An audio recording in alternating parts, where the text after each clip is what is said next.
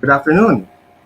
Welcome to the commemorative talk on the 410th founding anniversary of the University of Santo Tomas, brought to you by the UST Graduate School History Program with the support of the History Department of the university.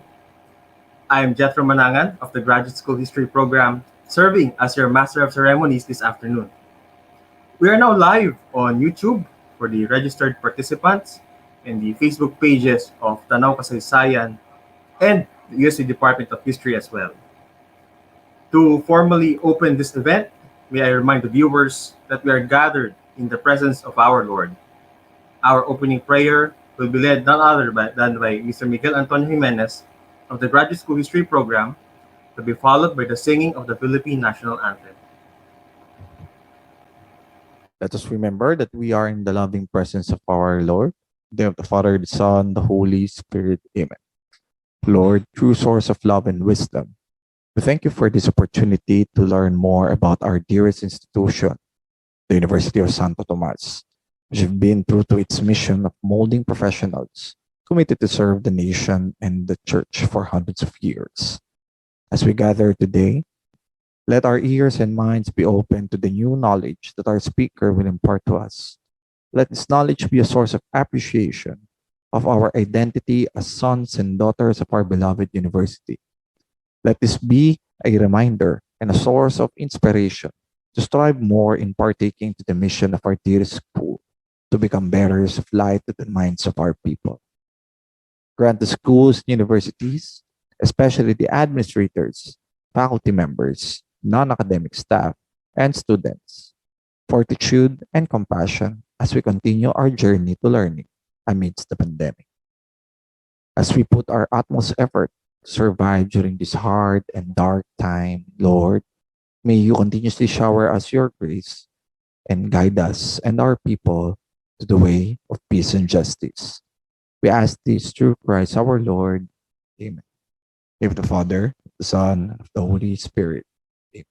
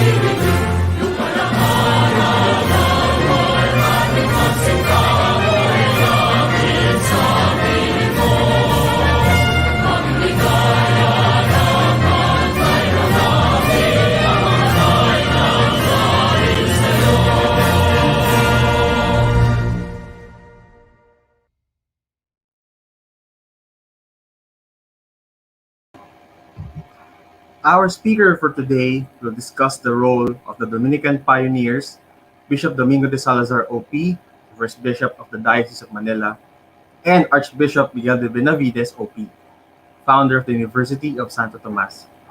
There will be two reactors following the talk by our resource speaker. We encourage all students and faculty members to participate in the discussion by asking relevant questions to the presenter. We are also reminding each reactor that they will have at least 20 minutes to comment on the presentation that will be followed by a 30-minute open forum.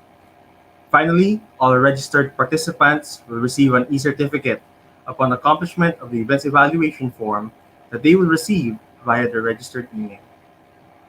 This event will not be possible without the support of the Dean of the UST Graduate School.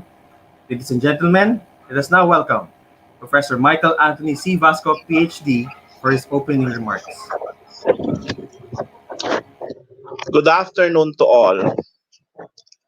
As George Wilhelm Friedrich Hegel once quipped, man is at the crossroads of history, and being at the intersections of civilization and events, man is given the privilege to witness and record these events from the lens and vantage point of the historian.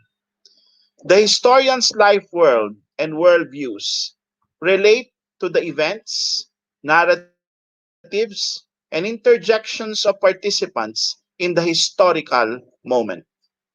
Our appreciation of the historical narrative is also shaped by the theoretical constructs in historical interpretations. One famous theory is by Arnold Toynbee, who opined that development of historical events is a byproduct of challenge and response. The rise and fall of civilizations, the hegemony and fall of empires and states are determined by these concepts. And we can also view the development of Philippine history and the history of our very own university from these vantage points. It is on this spirit that I welcome all of you in this afternoon's webinar, organized by the History Cluster of the UST Graduate School. I would like to congratulate the speaker, the organizers, the reactors, and the participants for this afternoon's webinar. Again, good afternoon to all. Thank you, Professor Vasco. 10 years after the University of Santo Tomas celebrated its quartercentennial, we are gathered here today to listen to one of our esteemed professors who will speak about the first bishop of the Diocese of Manila and the founder of our university. Our speaker for today has written at least 6 books on Philippine history, World War II, and the history of the Marianas. He has authored a textbook for the Rizal course and another textbook on Philippine history. As a co-author, he wrote 6 textbooks for Araling Panlipunan. He also authored more than 30 articles on history, which appeared in the Sejarah Journal of the University of Malaya, the History Journal of the Charles Sturt University, New South Wales, Australia, and the Jurnal Kajian Wilaya of the Indonesian Academy of Sciences, in addition to local journals like the Unitas and Filipiniana Sakura of the University of Santo Tomas. He graduated from UST for his Bachelor of Arts in Asian Studies, Master of Arts in History, and Doctor of Philosophy in History. He also served as the chairperson of the Department of History at UST from 2009 to 2019. His most recent recognition came from the City of Manila, who awarded him the Patnubay ng Sining Award in 2015. Colleagues, ladies and gentlemen, let us all welcome our main speaker, Associate Professor Augusto Viana, Ph.D. Thank you very much, Mr. Manangan.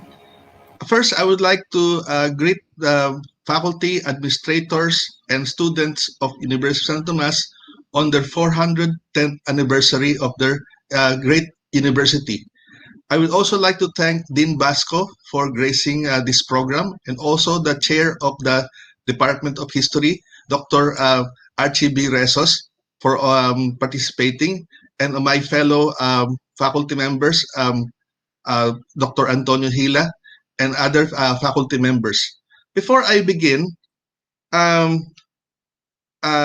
I'm going to start with my presentation.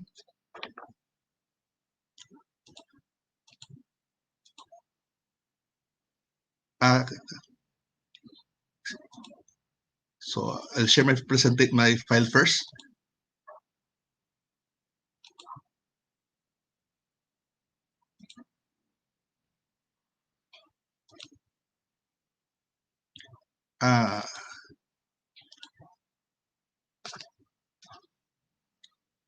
Can you see my slide?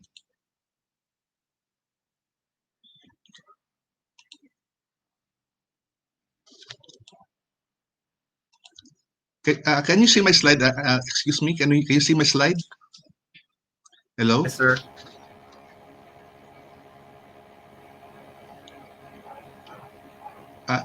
Can you see? Is my slides seen, shared? Yes, sir. You can see your slide. Okay. Thank you. So I'm going to talk about the pioneers of our university, And also this talk will also dovetail with the 500th anniversary of the introduction of Christianity in the Philippines. So I'm going to talk about the pioneers, Bishop Domingo de Salazar, OP, and Archbishop Miguel de Benavides. But first, we have to look at the background. The background would be in the context of Spanish colonialism. So with Catholicism came with Spanish colonialism, since part of the Patronato Real, part of the agreement between the kings of Spain and Portugal, the major maritime powers at that time, Catholic missionaries were to accompany their Majesty's explorers to spread Christian faith to heathen lands. So this would be what you call part of what we would say as God, gold, and glory. So missionaries who belonged to different religious orders came as missionaries with the various explorers. Among them would be Saint Francis Xavier, who came with the Portuguese and he even went to as far as Japan and China. So for the Philippines, we have Ferdinand Magellan coming in 1521, and he had with him Augustinian priests like Father Pedro Valderrama, who held the first mass in the Visayas. So by 1565, so the Augustinians also came with Legazpi. So following the Augustinians would be the Franciscans, who arrived in 1578.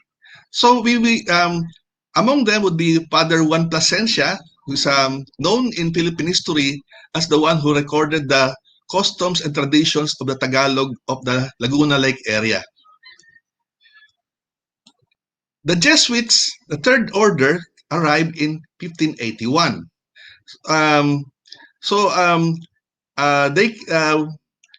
They came here on that year and were later assigned to various areas of the country. I'm going to talk about that later. The Dominicans arrived in 1587. So this would be the order that established the University of Santo Tomas. Following the Dominicans came the Augustinian Recollects, who arrived in 1606. So the Philippines was parceled out to these early missionary orders. For example, the Augustinians were evangelized, or they were given the jurisdiction for the Ilocos region, the Visayas. They're also found in Manila, in Pampanga, and Central Luzon. The Jesuits, which is a small group, work in the eastern Visayas, Mindoro, and some areas of southern Luzon. It should be remembered that in 1768, they were expelled from the Philippines because of problems with the monarchy. I'm going to explain that later. And among these Jesuits, I would like to mention would be Father Pedro de San Vitores, who was assigned to Mindoro. He later petitioned the King of Spain to have a permanent mission in the Marianas. So the Dominicans, for their part, were assigned to. The Dominicans did the evangelical work in the Cagayan Valley area, Pangasinan, and Bataan. So you can see here the churches of Tumawini, churches of Manawag. For which they're very, very famous. So the provinces of Nueva Vizcaya, Isabela, and Cagayan would be the Dominican area, even up to the far north as the Batanes Islands.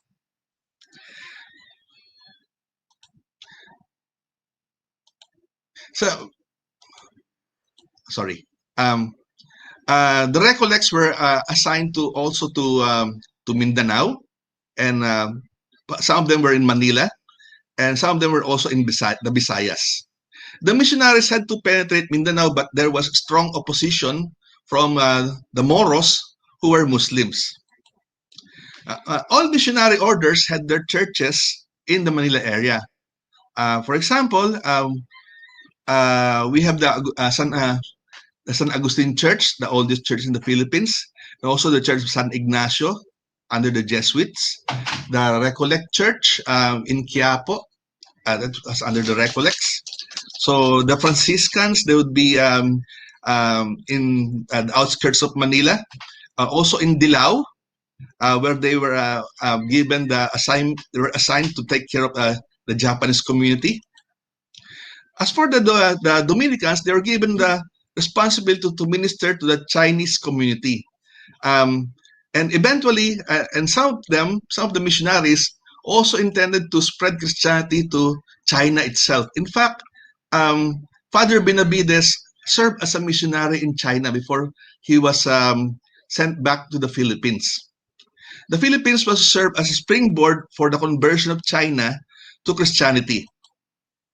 So 1 year after their arrival, in 1587, the Dominicans established the Church of Santo Domingo in 1588. It's also, you see, the church now that we know in Santo Domingo, in Quezon City, that was not the original. The original one was in Intramuros. So the church and convent would be in Intramuros. So this would be the old Santo Domingo church, but you know, this is not the church in 1588, but this is an improvement of the earlier ones. But this church doesn't anymore exist because it was destroyed by the Second World War.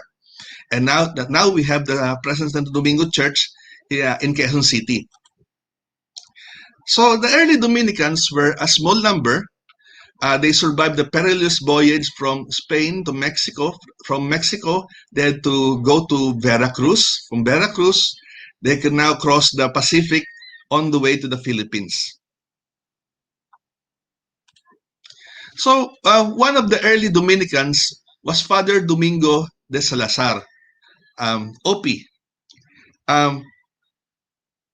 Fray Domingo de Salazar was a native of La Rioja in Old Castile in Spain.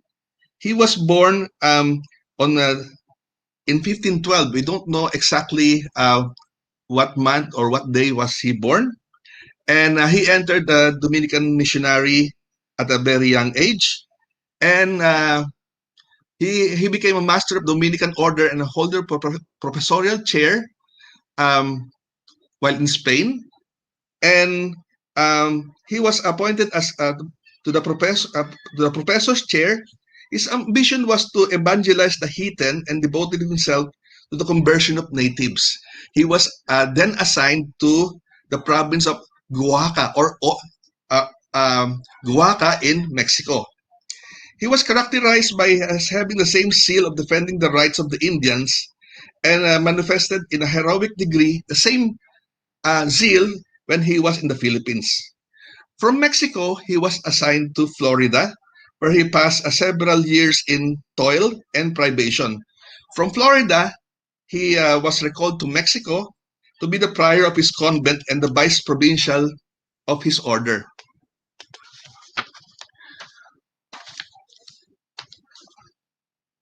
So while in Mexico, he witnessed the abuses of the encomenderos, and he denounced the abuses. And because of that, he created enemies both in Mexico and in Spain. Upon his return to Spain, his enemies tried to thwart his work, and he tried to seek audience with King Philip II. And he was thrown to prison after he sought the audience of the king. On one occasion, he held a mass with King Philip II in attendance, and also present there was the papal nuncio. And during the sermon, he denounced the abuses of the encomenderos in Mexico, and because of that, the papal nuncio prohibited him from ever entering the royal palace. So King Philip decided that he should be the first bishop of Manila. So even before Fray Domingo de Salazar's consecration, the Spanish monarchy was already preparing to have a bishop for the Philippines. So it was planning to have the construction of a new cathedral on May 17, 1579. a royal order from the king mandated that the Governor General of the Philippines to choose a site for an ample a site for a cathedral, and the expenses of which should to be divided among the natives. The natives, the royal treasury, and the encomendero. Later, another royal cedula was issued, and it ordered the Casa de Contratación, or Office of Contracts and Agreements, to give the city of Manila 15 ducats worth 187,000 maravedis, intended for ornaments, chalices, and other essentials which the cathedral would need. On May 22, 1579, the tithes belonged to the king, and for a period of 10 years were to be given for the construction of the Manila Cathedral. With this amount, the construction of the cathedral began. With the support from the monarchy, which continued until the 18th century, the cathedral was finally constructed. However, in later years, it would be a victim to natural disasters and times, and to undergo several renovations and reconstructions. Now, going back to Fray Domingo, Fray Domingo was reluctant to accept the dignity of becoming a bishop. However, his desire to be a missionary first before becoming a bishop prevailed, and he thought about the proximity of the Philippines to China, which he wished that he would convert. In one of his memoirs, he wrote, and I quote, "One of the reasons that made me accept this bishopric was the fact that these islands, referring to the Philippines, are near China. And for a long time, I had had the conversion of that kingdom at heart, and with that thought, I came to these islands." So when he left Spain, he had with him 20 Dominicans. Unfortunately, 12 of his companions died on the way, even before reaching Mexico. 12 companions died before reaching Mexico, and they reached Manila in 1581. And I would like to mention here his companions: Dominican friar, Fray Cristobal de Salvatierra. There are also six secular priests: Father Diego Vasquez de Mercado, Martin de Rivera, Francisco de Morales, Jeronimo Vasquez, Santiago de Castro, and Francisco de Pareja. All these left Acapulco on March 29, 1581, aboard the galleon San Martin. They were accompanied by 6 Franciscan friars under Father Antonio de Villanueva, a good number of Augustinians under Father Juan Pimentel, 3 Jesuits with the rector, Father Antonio de Cedeño. This Father Cedeño, by the way, would later become famous as the builder of the walls of Intramuros and other fortifications in the islands. On August of 1581, they finally reached the Ladrones Islands, now the Marianas, and days later they reached Samar and reached the Bicol Peninsula, where the San Martin took refuge in the Bay of Ibalon due to very bad weather.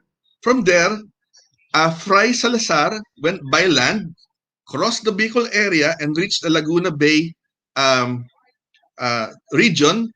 And after trekking the Sierra Madre Mountains, and later riding a boat, they finally reached Manila by the way of the Pasig River on September 17, 1581. On September 21, 1581, with full Pontifical royal authority, Fray Salazar assumed his position as Bishop of Manila.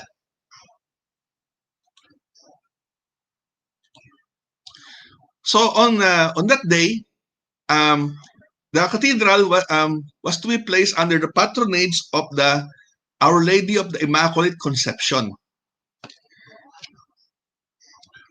So the first cathedral was constructed made of wood, bamboo, and nipa. these are the materials used in all the houses and other basic community services in the city. It was on December 21, 1981, when the city of Manila was finally, the church was finally raised into the status of a cathedral. So what would be the status of, or the achievements of Fray Salazar?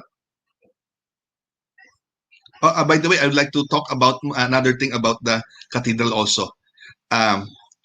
So again, about the cathedral, Spain established itself with a new colony in the succeeding years, and the diocese was raised into an archdiocese by order of Pope Gregory XIII. The papal bull established the bishopric of Manila as a suffragan of the Archdiocese of Mexico. Okay, so as bishop, Bishop Salazar exercised various powers. He possessed the exclusive right to erect and establish dignities, canonries, prebends, and other ecclesiastical benefices. He created the positions of dean, archdeacon, chanter, schoolmaster, treasurer, 10 canonries and prebends, 6 sola porciones, and 6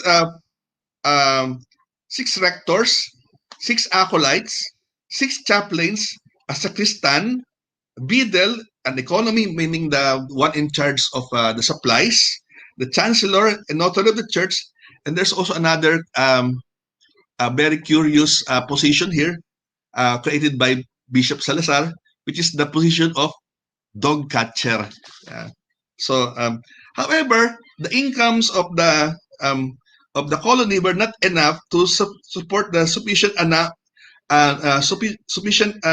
number of the personnel that he had, positions that he created.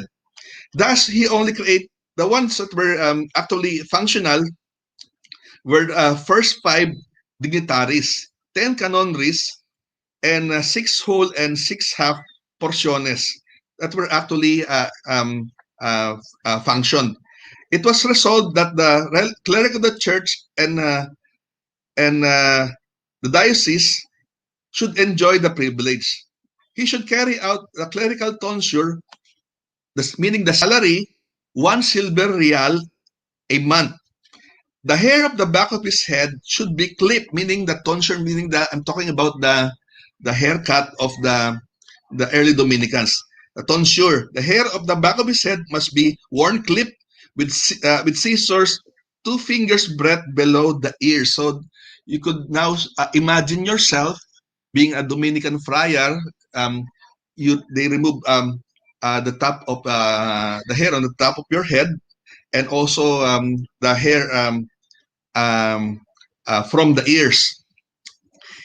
So a Dominican friar must go decently dressed in a cloak or mantilla, which must not be of red or yellow color, but of more somber color. This also explains the dress of the Dominicans in the Philippines.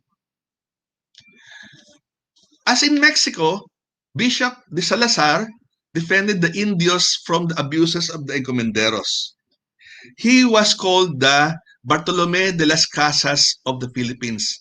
You must remember that Fray Bartolome de las Casas was the Dominican friar who defended the rights of the Native Americans from the abuses of the encomenderos. And he was also called the Intrepid Salazar.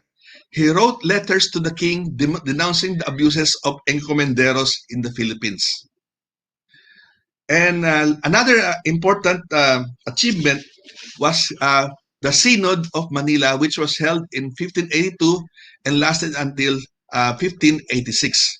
Here, 90 ecclesiastical and religious persons were gathered, and the Synod, as I said, was held until 1586. And some of the topics taken in the Synod involved teaching catechism, using the local dialect. So this explains also why many Filipinos knew less Spanish, and it's because um, the missionaries preach in the local dialects. So they also talk about the Declaration of Human Rights of both natives and non-Christians in the same synod. There were also controversial times during the time of Bishop de Salazar. He was in conflict with royal officials. So among them would be the conflict between Governor General Alonso Ronquillo. So in one instance,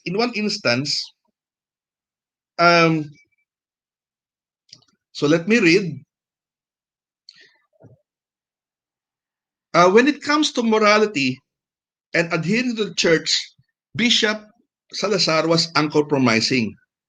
And one time, he received information that a certain Francisco Parejas, belonging to a certain religious sect, was meaning, and therefore, and he ordered this man arrested and thrown to prison. Parejas became despondent and repentant. So meaning this person is probably a person, probably a heretic or belong to the Protestant sect. And Bishop de Salazar threw him to prison, and Parejas committed suicide. The bishop hunted all those that he thought transgressed Catholic morality. But some of his targets managed to escape to Mexico, and he reported to the Mexican Inquisitional Tribunal.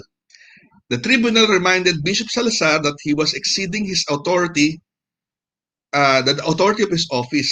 It sent Fray Francisco Manrique as its representative in 1583.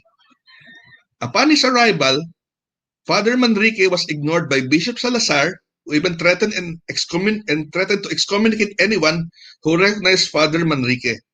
One Spanish official named Juan Maldonado came out in support of Father Manrique, and Bishop Salazar became furious and ordered the arrest of Maldonado, who was tortured. The treatment was so severe that Maldonado returned to Spain, and he became insane. And because Bishop Salazar exercised his power uncompromisingly, the priests in the islands feared him and supported him only because of the possibility of being punished. So in 1585, the Mexican tribunal sent a report to the Suprema, the highest body of the Inquisition, informing the body of the danger of allowing Bishop Salazar to continue exercising the powers of the Holy Office. It feared that other bishops might follow his example. And the matter reached the king himself in 1585. King Philip King Philip II issued a royal cedula making it clear to Bishop Salazar that he has unlawfully exercised the rights of his office, which should not belong to him. He should refrain from invading the jurisdiction of the Inquisition. But before the royal cedula reached Bishop Salazar recognized his error and finally recognized Father Manrique as the lawful representative of the Mexican tribunal. There were also other controversial events, this one involving the Governor General. So there was an issue when the Governor General pushed Bishop Salazar, forcing him to fall to the ground. And there were other, so aside from that, but eventually the bishop and the Governor General reconciled. There was also the fire of 1583. The fire was so destructive that it destroyed the city. It began following the death of Governor General Ronquillo de Peñalosa. While there was a funeral mass in the San Agustin Church. A candle fell on the catalyst, burning it in the church. The fire spread throughout the city, and it also burned down the cathedral that the Spanish monarchy began constructing. Eventually, the cathedral was rebuilt using the same materials of nipa, bamboo, and wood. There were other accomplishments of Bishop de Salazar. He founded the school for girls, the Colegio de Santa Potenciana. This is what we know as the first school for girls. And he raised money to pay for the ransom of natives who were taken prisoner or taken hostage by the Camukon Moro pirates. At that time, even Manila itself was being raided by Moros.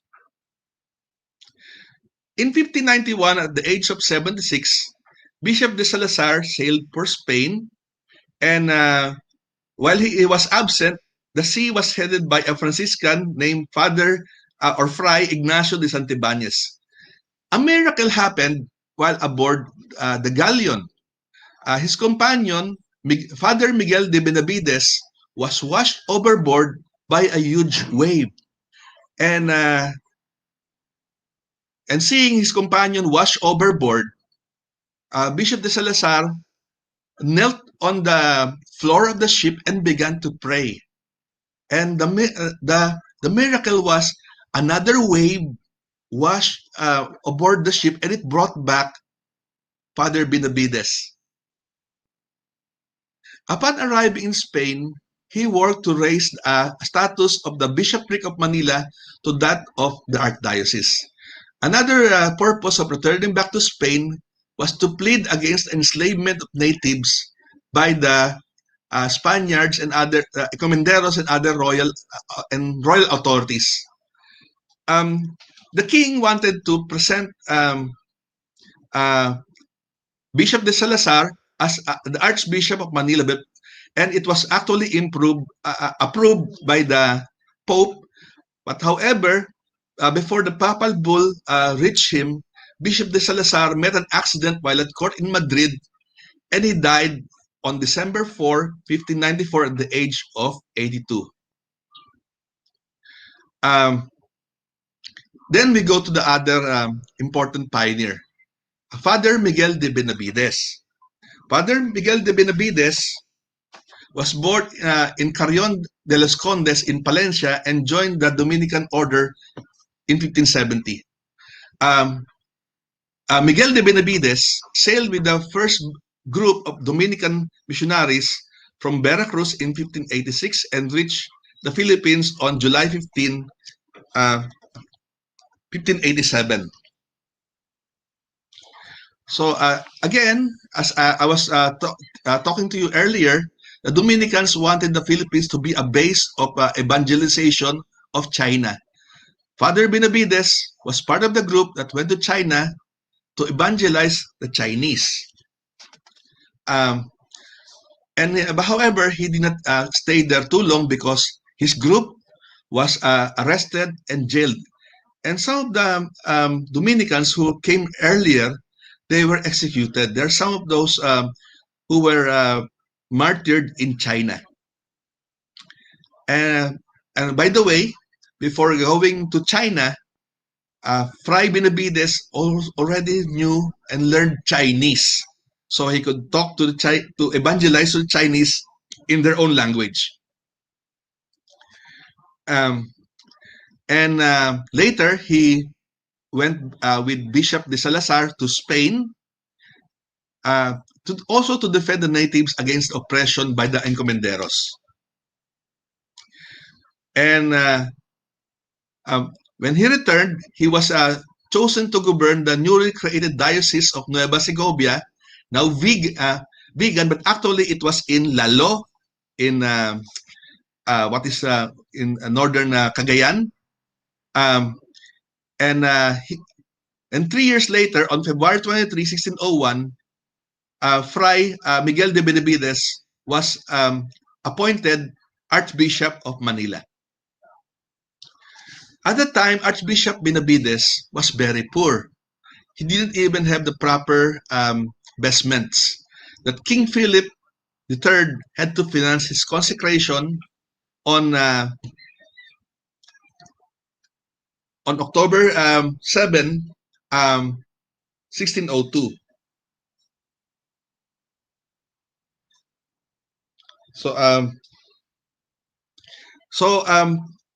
he was very reluctant in accepting the appointment. He strongly rejected the position of Archbishop. He said that he did not petition or request for the position, but the king was aware of his saintly virtues and poverty. So in the end, Bishop Benavides, or Fray Benavides, finally relented and took possession of the archdiocese in 1603. The king, as I said, paid for the sending of the decree and the bishop's pallium. When Archbishop Benavides received his first stipend, he paid back the king's subsidy. As Manila's third bishop and Manila's first archbishop, Fray Benavides was asked to minister to the Chinese in Manila. So originally, the Chinese community were housed inside the Parian. It was within the walls of Intramuros. But later, it was moved out of the walls following the rebellion of the Chinese in 1603, and it was moved across the Pasig River. So you can see here an old map. That was the site of the Chinese community.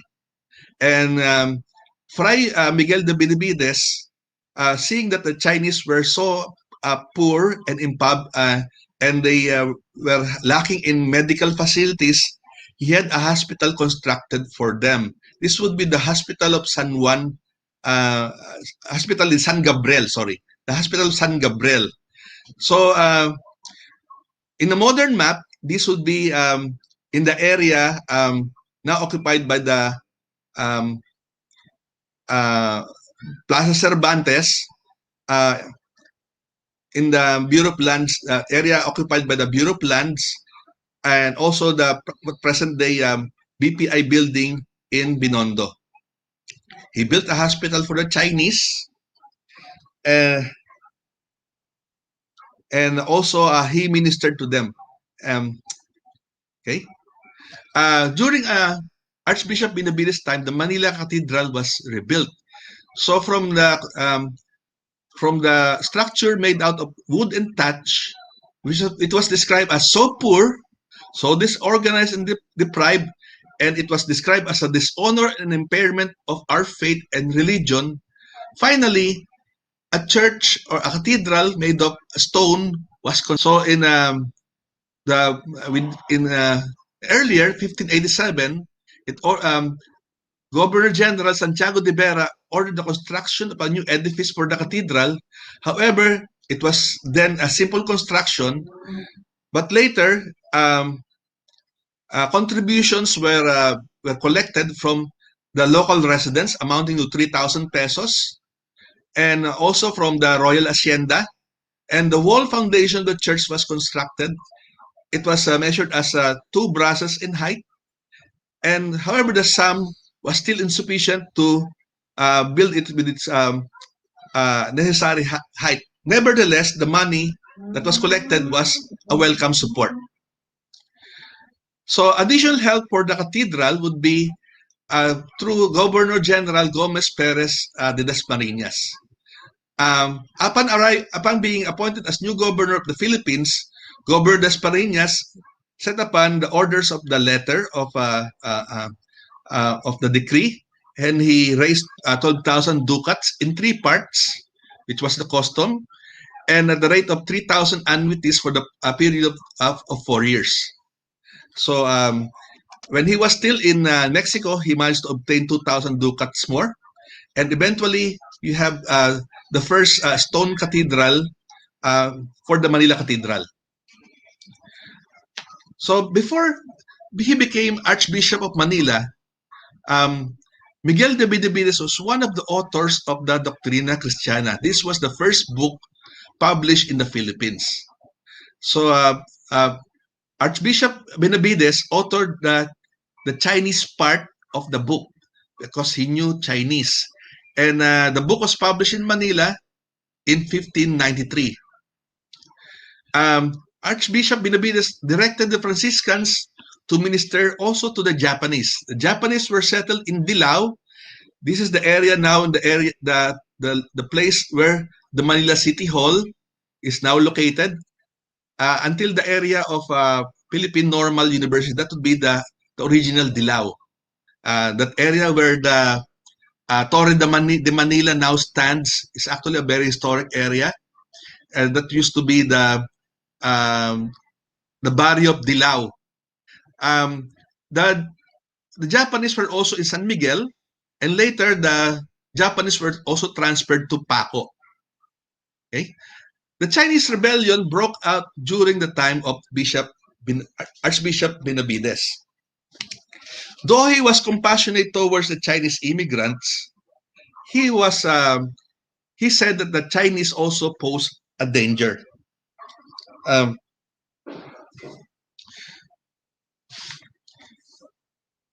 So he cautioned the authorities to prevent having too many Chinese in the colony, because they might overwhelm the Spanish colonizers, and also knowing the fact that the Philippines was invaded by Limahong before, and there would be later some projected invasions by Koxinga in the later years. So he cautioned the royal authorities against absorbing too many Chinese immigrants. So after the rebellion, the king ordered the archbishop to require the natives to renew their allegiance to the monarchy. So again, this is not just the Chinese, but also all the natives, and also the Japanese were included.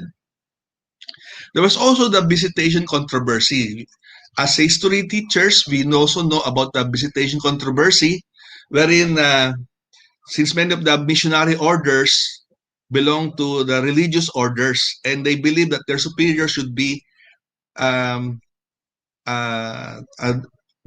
provincial, their father provincial.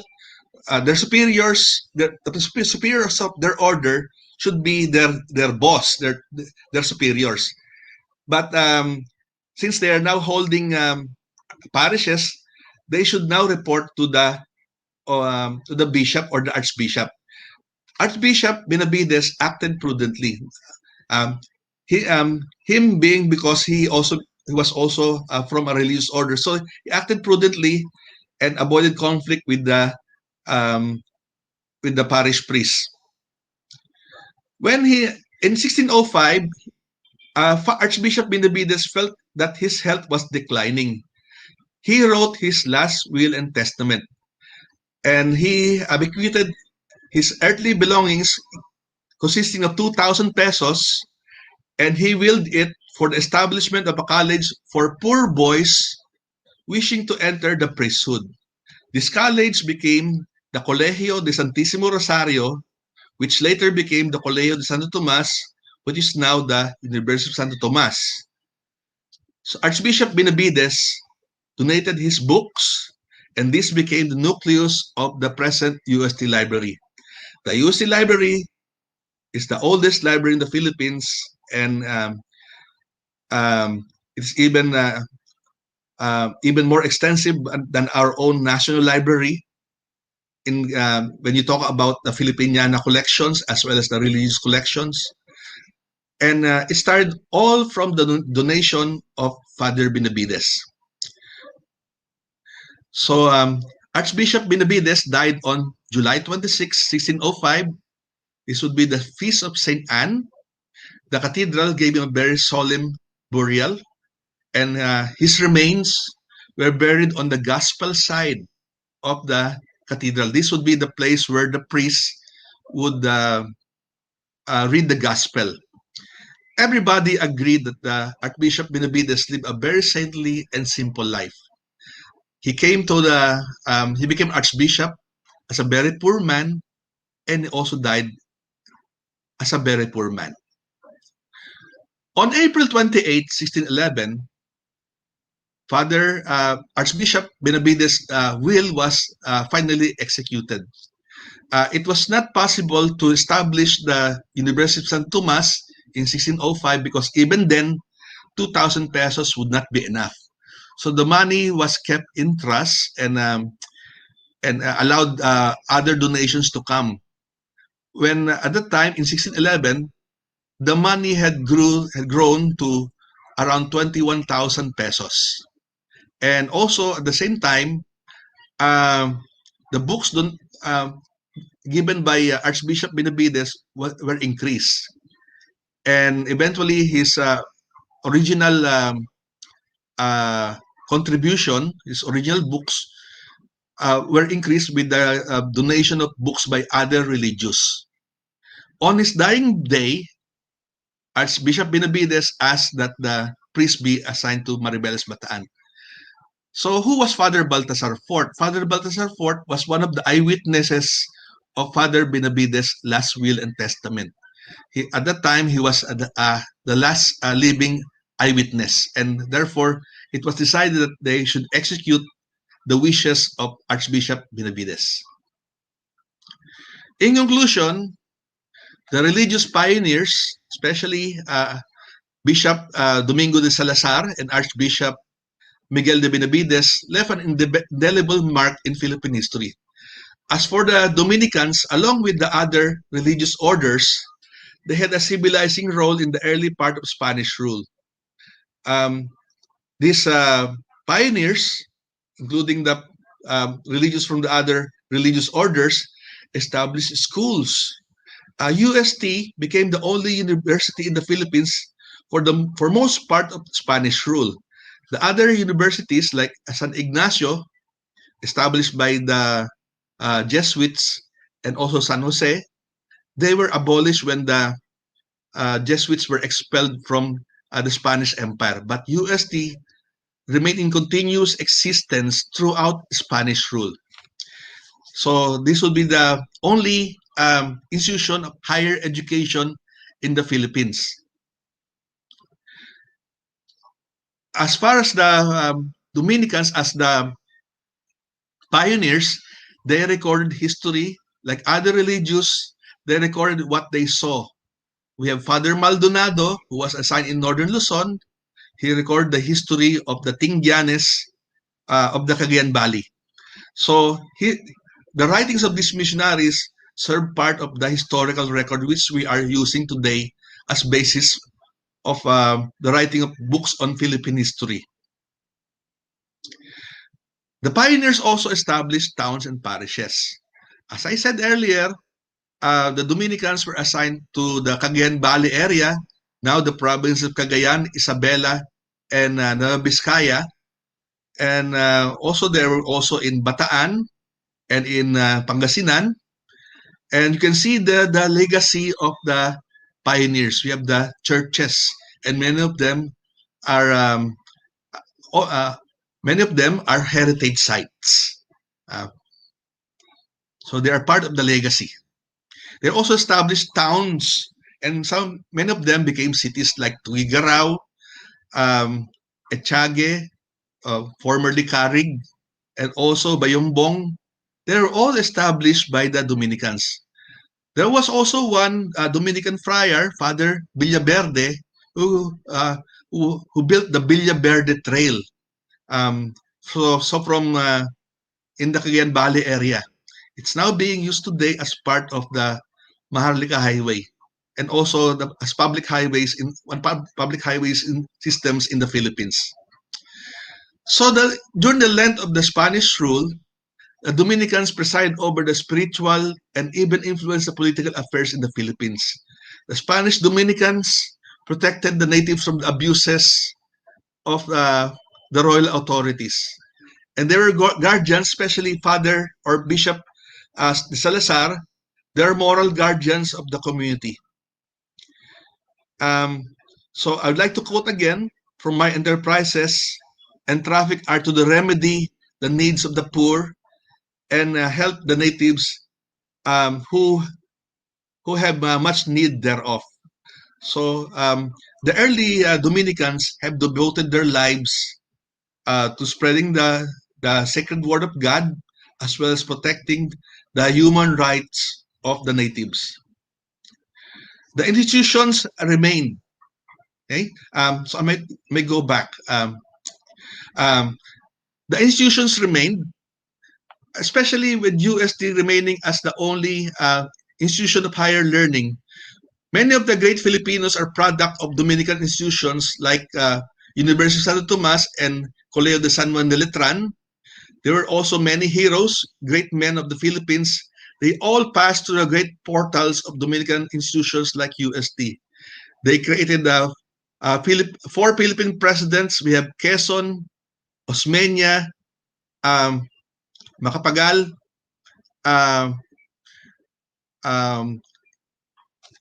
even Laurel also entered, and also many chief justices, also heroes. To those walls, the great men of the Malolos Congress, the first Philippine Congress, many of them were UST alumni. The university even produced saints like Saint Liam de la Paz.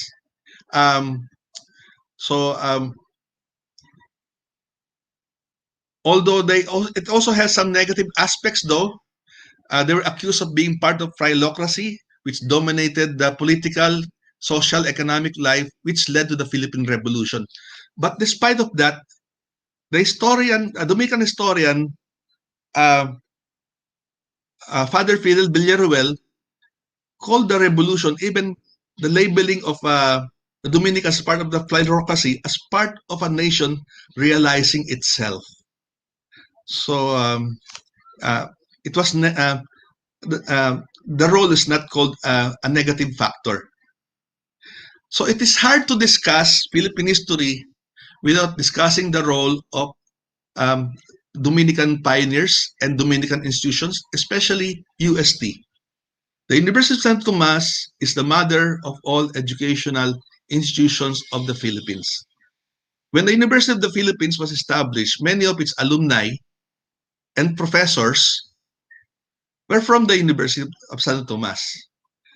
So other alumni went on their own to establish their own educational institutions. So on its 410th anniversary, UST shines as a shining example of continuity, and also a place where of free ideas. Even during the time of the Spaniards, it was a time of it was a place where even the conservatives, the liberals, people of various persuasions, they all met. All of them were nurtured by the same Dominican virtues of charity and also believing in the truth and the spreading of the truth. Even Apollinario Mabini once wrote that he cannot many of his writings were all influenced by the teachings of the university. For example, when he said that when you're doing your role, doing the your role as an official of the government, doing it well, you are also realizing the plan of God in this world. And this would be attributable to many of the teachings that he learned as a student of the University of Santo Tomas. So with that, I hope I bid you a happy commemoration of the 410th anniversary of the Pontifical and Royal University of Santo Tomas. Mabuhay po ang UST at mabuhay po tayong lahat. Thank you very much.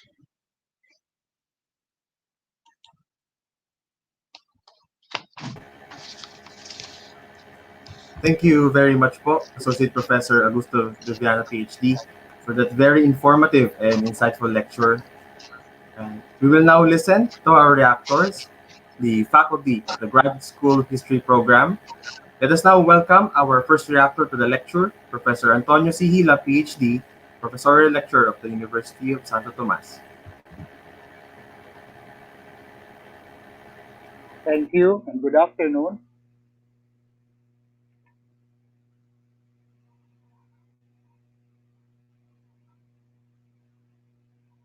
At the outset, I wish to congratulate Dr. Augusto de Viana for his enlightening talk on Fathers Domingo de Salazar and Miguel de Benavides, two pioneering Dominican priests who came to our shores to preach. Indeed, a look on the early beginnings of evangelization in the country that took place in the 16th century necessarily must make reference to the missionary deeds of these two Dominican priests. In his talk, Dr. De Viana highlighted the intertwining task the two had pursued, anchored on the Lascallian ideology.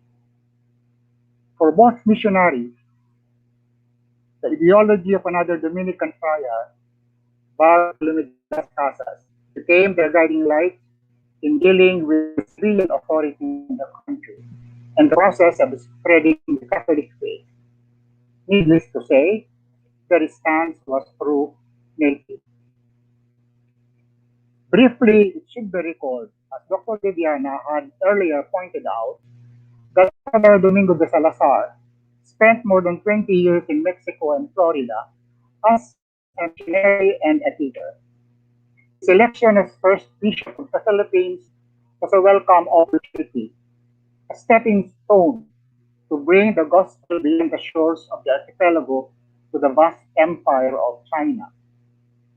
It has to be admitted that the Philippines was generally regarded as a springboard, as Dr. Viviana stated a while ago, for bringing the faith to China by many missionaries from different orders who came to the country. Although Father Domingo de Salazar stayed in the country for only a decade, from 1581 to 1891, he is credited to have been responsible for the growth and development of Catholicism during its early stage. He built a solid rock, so to speak, upon which missionary work was laid upon after him. Truly, he was the champion of the natives, their ardent protector. For Father Salazar, there could be no other way but to champion the cause of the poor natives, as he lived by the dictum, I quote, Episcopus Pater Pauperum, unquote, or translated in English, quote, the bishop is the defender of the poor, unquote. In fact, it was his faithful adherence to this principle that he vehemently clashed with the civil authorities. He made known his conviction that the use of the sword or the arquebus was anti-evangelical or directly opposed to the preaching of Catholicism. Apropos, he opposed the collection of taxes or tributes from the unconverted or non-believer. And along this line, he compelled the king, King Philip, and the Council of Indies to review the laws of the Indies and pass new ones for the defense of the natives. Father Miguel de Benavides and another Dominican priest, Father Juan de Castro, were sent to China in 1590, as our main speaker has stated. Quite proficient in the Chinese language, they were sent to accompany returning Chinese, more importantly to evangelize. The arrival of the Dominicans in 1587 had augured well for a dedicated work involving the Chinese. To serve their spiritual needs, who numbered around 2,000, a church was built in Parian, and on the shoulders of Fathers Benavides and Juan Cobo were laid upon the spiritual leadership of the said church and community. Father Benavides believed so much on the ideas of Father Domingo de Salazar. He shared his vision and philosophy. He was Father Salazar's confidant in his trip back to Spain in 1593. Considered by some as a sort of a whim, this trip to Spain actually enabled Father Salazar to come face to face with King Philip, the Council of the Indies, and its advisors. In subsequent meetings with them, he presented his solid stance against the collection of tributes from the unconverted. In his critical mind, the infidels were not subjects of the king and therefore should not pay tribute. The argument being that King Philip was the king of the converts and therefore only from whom the tribute should be collected. The meetings were held for a number of times and continued even after Father Salazar's death in 1594. With Father Salazar's demise, the burden of continuing his saga of protecting the natives fell on the shoulders of Father Miguel de Benavides. He was elected Bishop of Nueva Segovia, now vegan, and previously Lalo, as pointed out in 1595, and later founded the University of Santo Tomas, admittedly a bastion of Catholic education in the country. Father Benavides remained steadfast in his belief in the former's noble idea. In the words of Father Lucio Gutierrez, OP, Father Benavides continued to, quote, defend with conviction, zest, and ability the ideas defended by Father Salazar, unquote. Indeed, he was Father Salazar's best successor, quote, ready to fight till the end for the recognition of Father Salazar's ideas, unquote. On February 8, 1597, King Philip sent a royal decree to the then Philippine Governor General Francisco Tello that specified that he and the Archbishop and the newly appointed bishops, quote, shall try to find what can be done to satisfy the evils done before, if the tributes can easily be returned to the infidels against the said ordinance. The decree continued, quote, you shall also try to reduce by love all that has been found to have been done by force or fear. For according to the bishop, referring to Bishop Salazar, it would be good for the spiritual and temporal welfare of the Indians to give me freely their obedience, unquote. The issuance of such a decree was both a triumph for Fathers Domingo de Salazar and Miguel de Benavides, more so for King Philip and Mother Spain, and above all for Catholicism. Rightfully, it was some decades after the historic celebration of the first Mass held at Limasawa in 1521 that the task of sustained and dynamic evangelization was pursued with great zeal. For this task, Fathers Salazar and Benavides were trailblazers who provided a solid foundation for the Christian faith to grow and prosper. These two exemplary Dominican priests live in fulfillment of their charism for preaching. Indeed, both serve as strong pillars for Catholicism to solidly stand on. Long live Fathers Domingo de Salazar and Miguel de Benavides of the Order of Preachers. Thank you very much. Thank you, Dr. Hila, for that insightful reaction, sir. Let us also welcome our second reactor, Associate Professor Archie B. Resos, Ph.D., Chairperson of the University of Santo Tomas, Department of History. Thank you so much, Jethro. And I would also like to thank Dr. Viana for your very comprehensive discussion, as well as my former advisor, Dr. Hila, for your reaction. Now I'm going to give and provide you my own personal reaction regarding the presentation of Dr. Viana. So good afternoon, everyone. In virtual celebration of the 410th anniversary of the University of Santo Tomas, the presentation of Dr. Augusto de Viana about the pioneers, the historic roles of Bishop Domingo de Salazar and Archbishop Miguel de Benavides is both timely and timeless. It is timely because the principle of social justice, transparency, spirituality, and humility that characterize these two pioneers is what every Filipino needs to practice now. It is timeless because their legacy and contribution in proselytizing and strengthening the Christian convictions of every Filipinos will remain in both the religious as well as the academic sectors of the society. Bishop Salazar was a man already past the prime of life. He was 68 years old when he took over his see, but his vigor of mind and will had suffered no impairment. He became a witness to the exploitation that had resulted in a severe dislocation of the economy and widespread social unrest in the Philippines. So his first care was to attack the worst abuse, namely the possession of the native slaves by the colonists. He has reported the abuses committed by Governor General Gonzalo Ronquillo de Peñalosa that provided the backbone of accountability in the Spanish civil government in the country. In the words of Father Horacio de la Costa, the Philippines did not have the gold of Mexico, the silver of Peru, and the silk of China, or the spices of the Moluccas. The Philippine economy was definitely one of subsistence based on the primitive cultivation of rice. There were only three ways of making such a colony pay: to develop some of its potentially rich natural resources, to use it as a base for the China trade, or to put a heavy strain on the already marginal economy. The Spaniards had neither the inclination nor the technical ability to do the first, and the second was in its preliminary stage.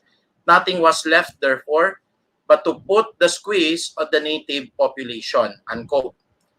Thus, the burden of extracting forced labor, exorbitant taxation, and displacement of Filipino farmers were burgeoning in the entire archipelago. According to Dr. De Viana, Bishop Salazar is uncompromising in his undertakings, and one of the strong advocates of the social justice in the country.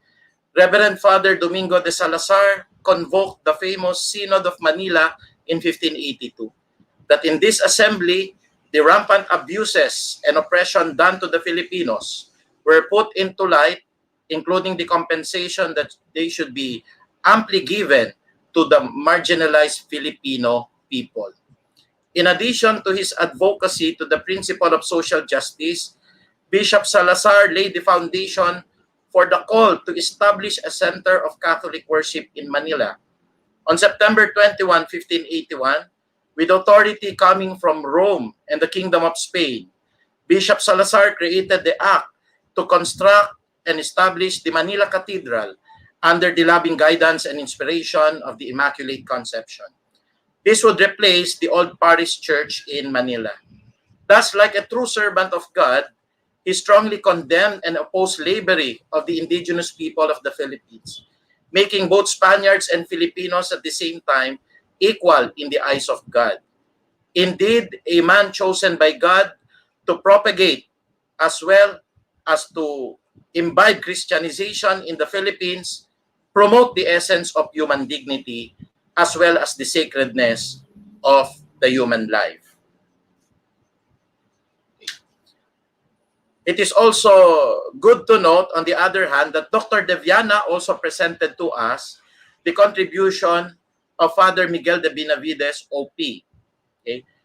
The Central Library of the UST was named after Father Benavides through the approval of then U.S. Rector Reverend Father Tamerlane Lana to commemorate the quadricentennial of the death of Father Benavides and the 400 years of the existence of the library in 2005.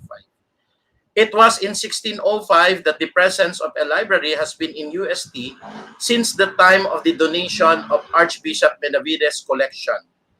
This would antedate the official foundation of the University of Santo Tomas in 1611.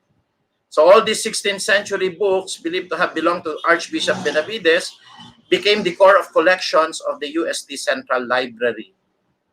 He was born in Carrion de los Condes in Spain, and as he grew, he was inspired by the life of Saint Dominic, guided by his devotion to Our Lady of the Holy Rosary.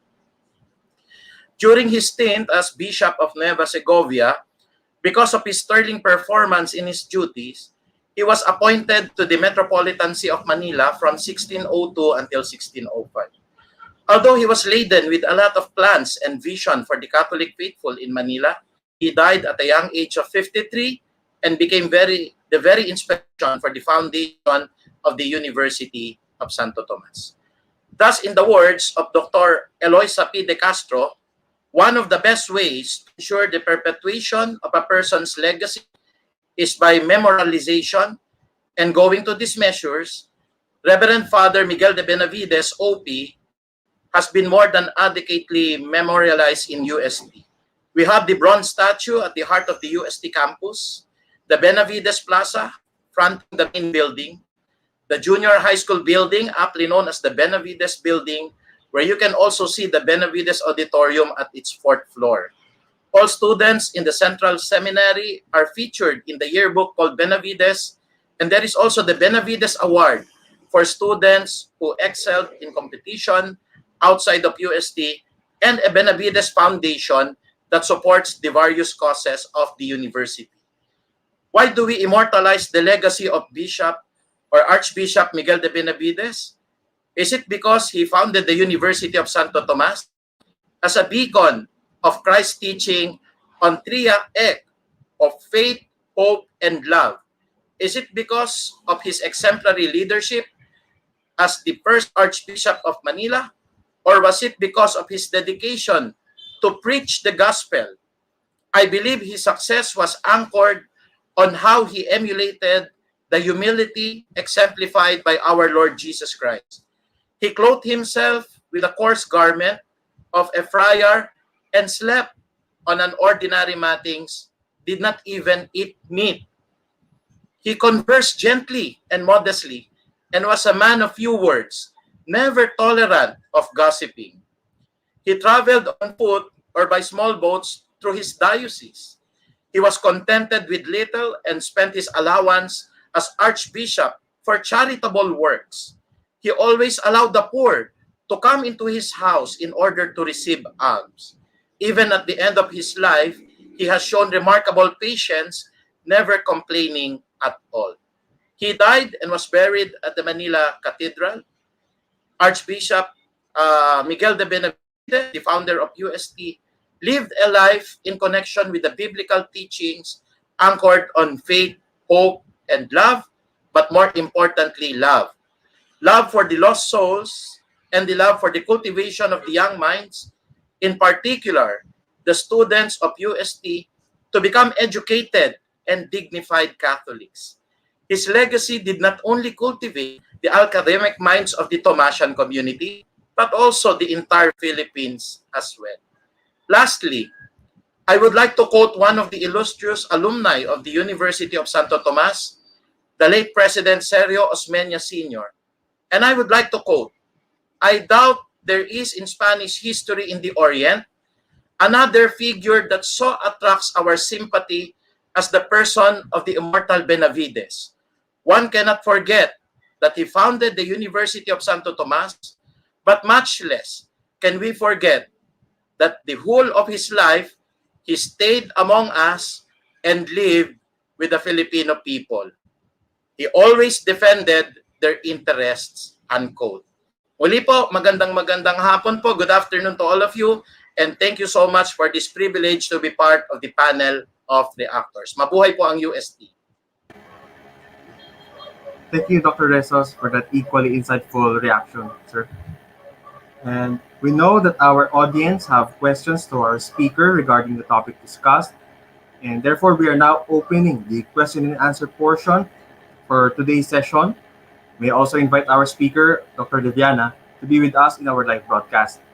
And for those joining in the YouTube and Facebook live stream, please state your name, your institutional affiliation, and your question as well. And to get the ball rolling, sir, I would like to ask this question personally. Did Bishop Salazar's fight for the natives' justice and peace have a positive effect, sir, on the Spanish colonial administration in the Philippines?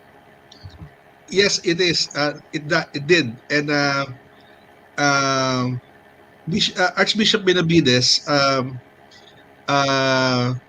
he always worked for those who are who are not privileged, especially the poor. with Bishop Salazar, both opposed slavery. During that time, slavery, although discouraged by Spain, still continued. It was only in the 1700s when slavery was abolished. In fact, one of the cargoes of the Manila galleons included slaves, although it was discouraged, but it was allowed, and um, those who were still carrying slaves have to pay a fine, meaning it was somehow allowed. But Archbishop Benavides, along with Bishop de Salazar, would not have any of that. And of course, they would see that this would be a sort of oppression. As one of our reactors also said, Dr. Hila said, that Spain should not impose tributes on non-Christians, and that is very very considerate. At the same time, he would be talking about spreading the word of God, and he would, not by force, but more by persuasion. So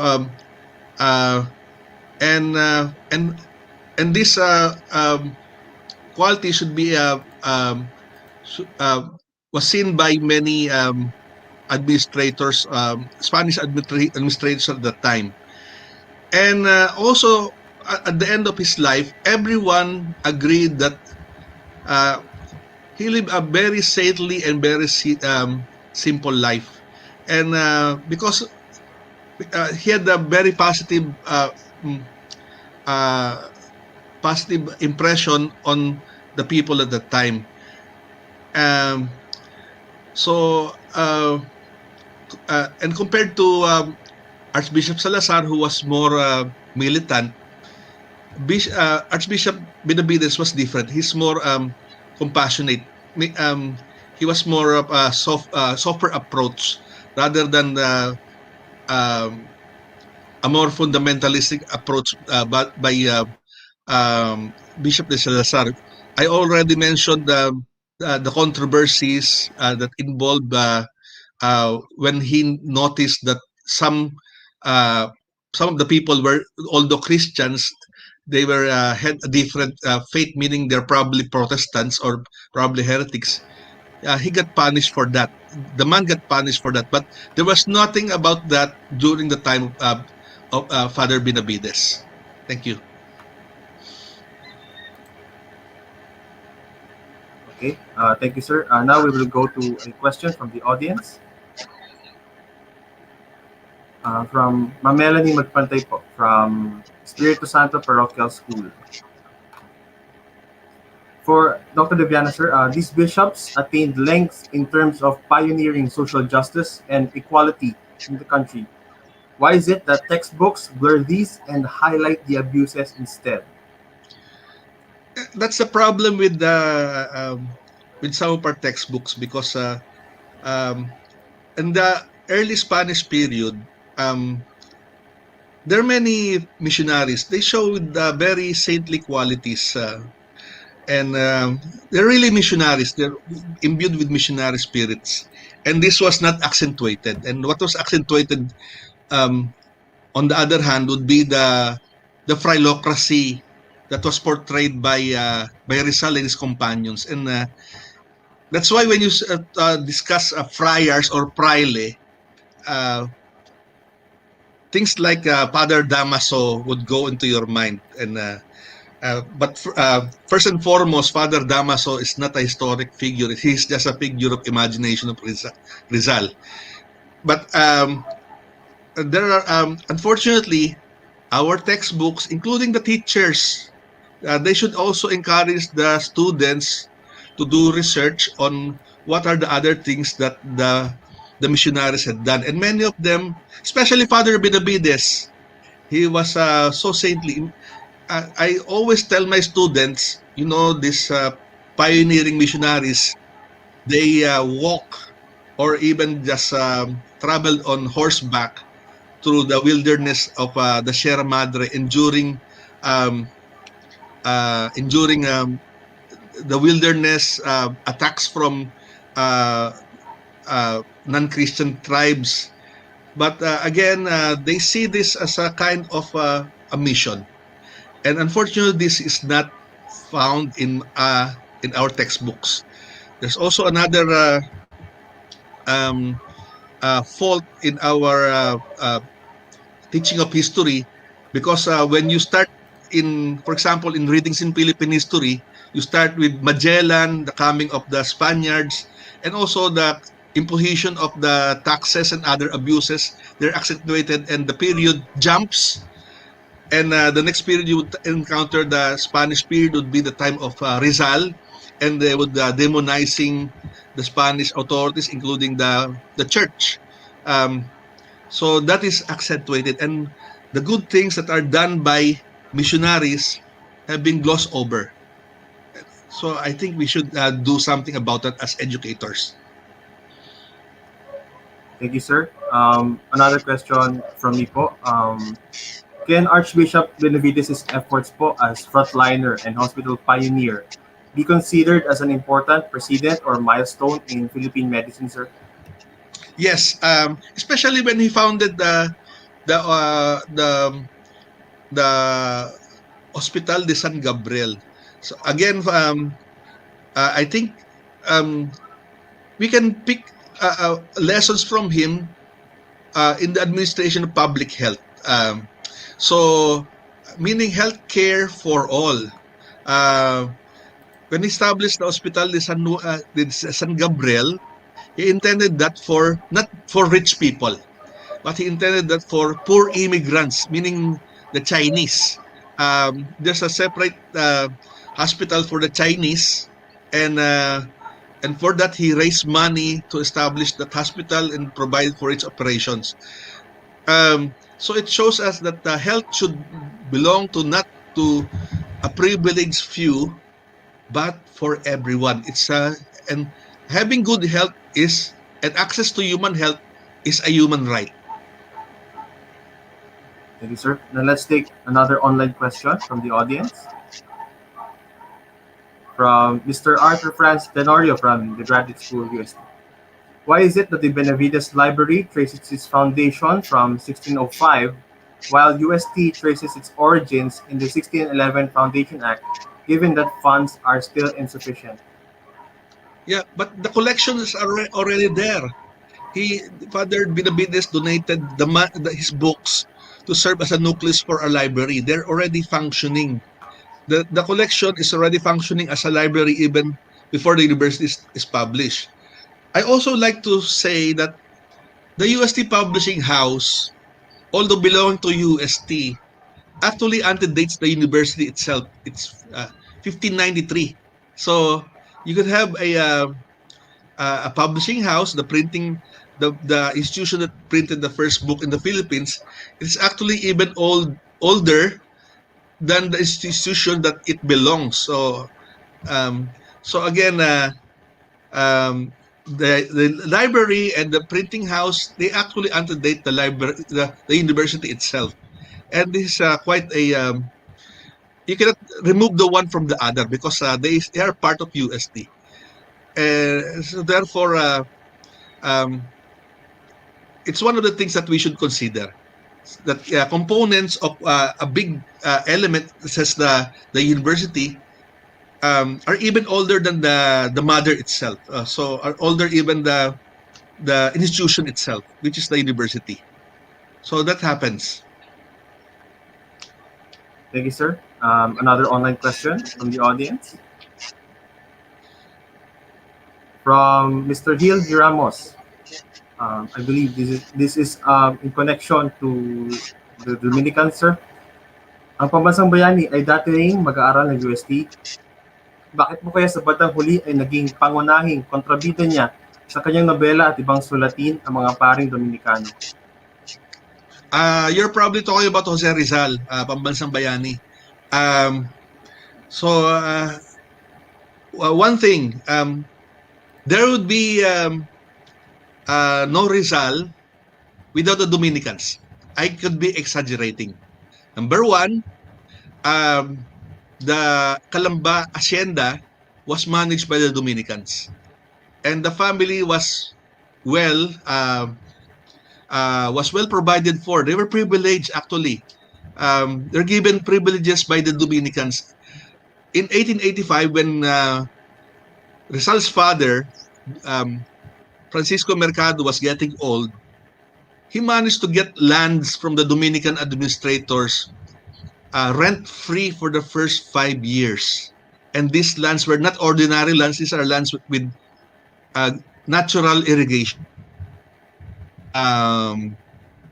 That's first. Rizal was by the Dominicans. Second, when Rizal's mother was arrested and accused of attempted murder, it was UST which provided the lawyers to defend her in court. So she was accused of attempted murder. That would be a long imprisonment. But the two lawyers from UST, who are professors in the College of Law, defended her, and she managed to get out of jail only after 2 years. So again, that's a second thing that Rizal should be grateful to the Dominicans. Third, Rizal managed to enter UST and take 2 courses at the same time. He took the preparatory course to medicine and medicine proper at the same time. It's like taking AB and taking up law at the same time, and that is not allowed. But Rizal managed to get that. So far, and many history books would say he was discriminated. Actually, he was not discriminated, but in fact, favored. So he managed to get those privileges. And now, why would he would write them, the Dominicans, as billings? There are many reasons for that. First, when he left for Europe, he came under the influence of anti-church elements, specifically the Masons. Masons are anti-clerical people. Okay, so that's first. Second would be more personal, because Rizal was responsible for stirring up unrest in Calamba. Things that he learned in Europe. I would also suspect a Marxist influence, because when he went to Calamba in 1887, he joined the protest, and he basically stirred up the people to rally against the Dominican administrators, complaining against increased rents, and that the land doesn't belong to them, the Dominicans, and the peasants, the tenants, refused to pay, and naturally they got evicted, including Rizal's own family was evicted from their land holdings in Calamba. And so Rizal depicted the Dominicans as the villains in his second novela, El Filibusterismo. So in the Noli Me Tangere, the villains were the Franciscans, but in the second novel, the Dominicans were now the villains. So you have Father Sibila,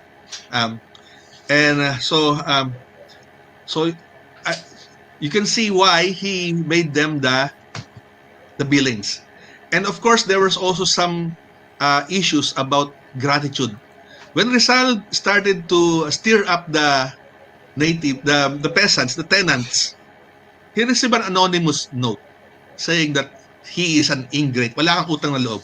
He's an ingrate. Because of despite of all of the privilege, he would turn against the hand that feeds him. And again, that should be studied. It should be discussed in the teaching of history. So did he acted properly when he painted the Dominicans as the villains? And you can also see again the pervasive influence of the religious orders in Philippine politics. That's why that would be given a term by Marcelo del Pilar as phrilocracy, meaning a dominance of by the friar orders, the religious orders, of Philippine society. They dominate the culture, the economy, the education, basically the entire Philippine society. That's why they made practically the religious orders, the villains, the people that they were fighting for. They were saying that they were not against the Spaniards per se, against the Spain per se, or the king per se, the queen, because the Spain then was under a queen, and the enemy would be the friars, and they were telling them to get out of the country. Thank you. Thank you, sir. We would like to flash an impression from one of our audiences, from Mr. Lance Gerard Abalos, MA. I would like to commend Dr. De Viana for a very interesting and prolific talk on the two pioneering Dominican prelates. Thank you.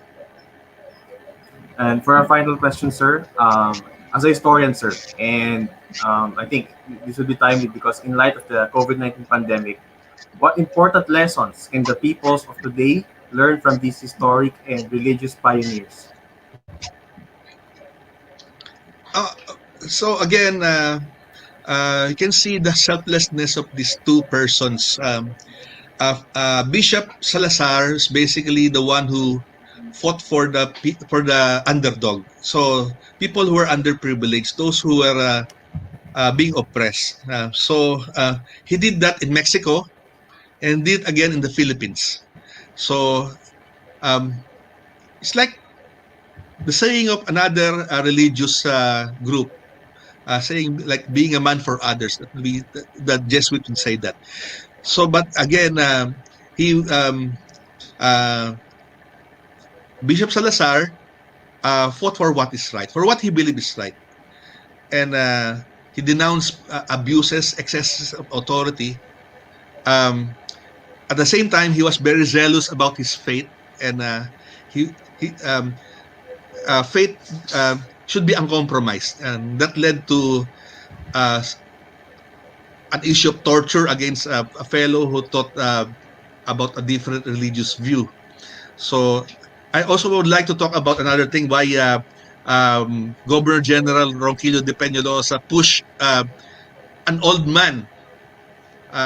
He pushed Bishop Salazar, was already in his 80s. He pushed him to the ground. Well, because he was denouncing the royal officials, he pushed him to the ground, and he was threatened.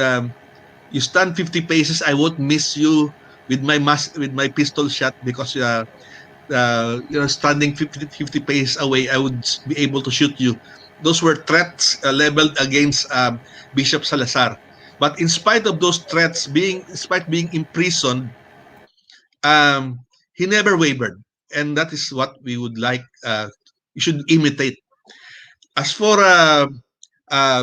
Archbishop de Salazar, we could see the humility of the human person. So he refused a very prestigious title, being Archbishop, the first Archbishop. In fact, he refused the honor. Okay? He refused the honor, and if it's possible, he would serve as an ordinary worker. So as far as in our situation, we should all contribute our what we can during our time. Kung anong kaya natin ibigay. Anong ibigay? Kumbaga parang pantry yan. Ibigay mo ang nakakaya. So, hindi naman hinihingi lahat eh. At the same time, wag mong kunin yung hindi sa'yo.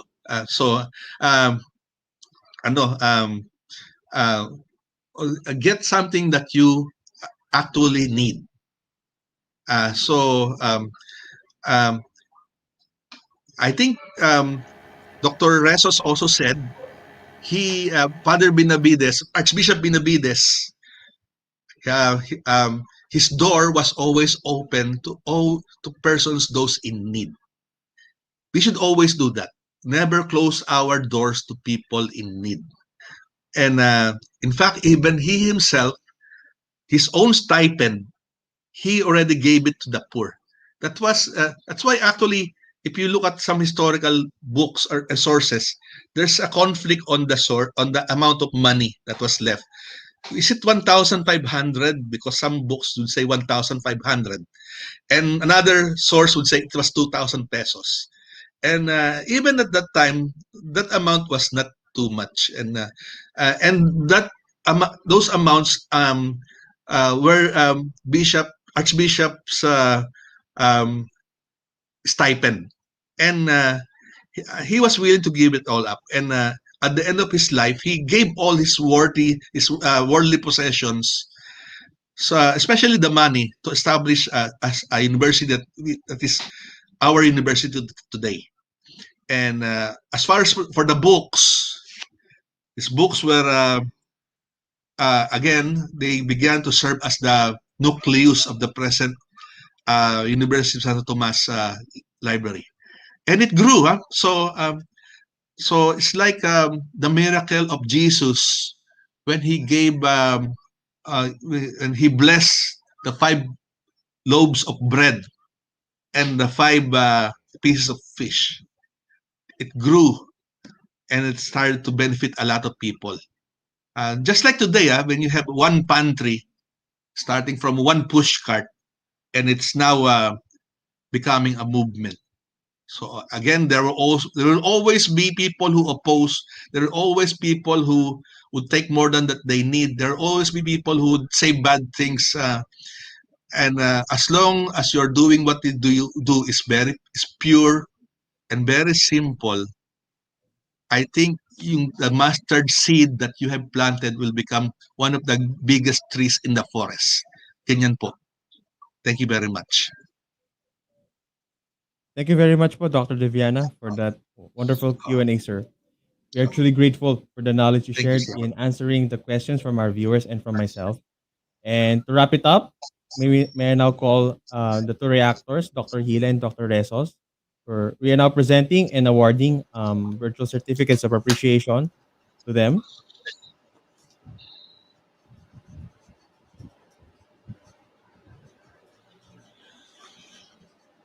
So the citation reads, the Pontifical and Royal University of Santo Tomas Graduate School History Program, in cooperation with Tanaw Kasaysayan, award this certificate of appreciation to Associate Professor Augusto Viana, Ph.D., for sharing his knowledge, time, and effort as the plenary speaker in the webinar Commemorative Talk on the 410th Founding Anniversary of the University of Santo Tomas, held online this 28th day of April in the year of our Lord 2021, signed Professor Michael Anthony C. Vasco, Ph.D., Dean, Graduate School.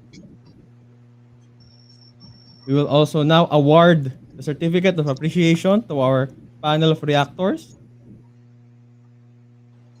The certificate reads, the Pontifical and Royal University of Santo Tomas Graduate School History Program, in cooperation with Tanaw Kasaysayan, award this certificate of appreciation to Dr. Antonio C. Hila and Associate Professor Archie B. Resos, Ph.D., for sharing their knowledge, time, and effort as reactors in the webinar Commemorative Talk on the 410th Founding Anniversary of the University of Santo Tomas, held online this 20th day of April in the year of our Lord 2021.